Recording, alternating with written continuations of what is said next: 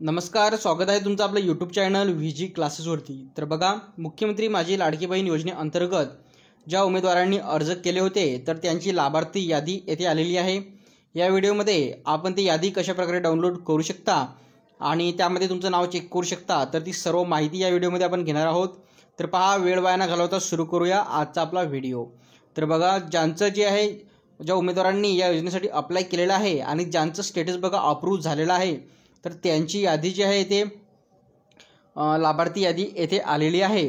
तर बघा, तुम्ही जर गुगलवरती गेले आणि गुगलवरती धुळे म्युनिसिपल कॉर्पोरेशन जर तुम्ही सर्च केलं तर त्यामध्ये बघा तुम्हाला फर्स्ट रिझल्ट जो आहे इथे दिसणार आहे की मुख्यमंत्री माझी लाडकी बहीण लाभार्थी यादी।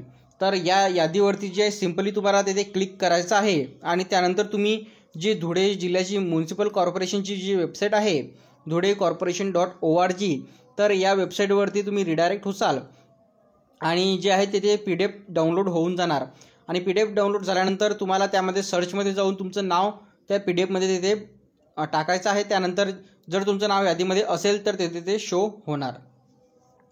तर बघा, अशा प्रकारे जे आहे आता एक एक जिल्ह्याचे जे अपडेट तिथे येत आहे आणि जिल्ह्यानुसार जे आहे जे लाभार्थी यादी जी आहे प्रसिद्ध ते करण्यात येत आहे। तर सध्याची तरी जी आहे धुळे म्युनिसिपल कॉर्पोरेशन म्हणजे धुळे जिल्ह्याची जी यादी आहे ते प्रसिद्ध झालेली आहे आणि हळूहळू आता प्रत्येक जिल्ह्यासंदर्भात जी आहे यादी आहे ते प्रसिद्ध होणार आहे। आणि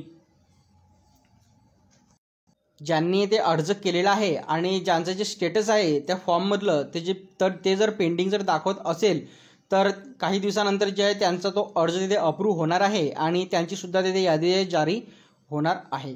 तर यामध्ये घाबरण्याचं काही टेन्शन नाही आहे, कारण ज्यांचे जे फॉर्म आहे पेंडिंगमध्ये दाखवत आहेत त्यांची रिजेक्ट वगैरे काही होणार नाही आहेत।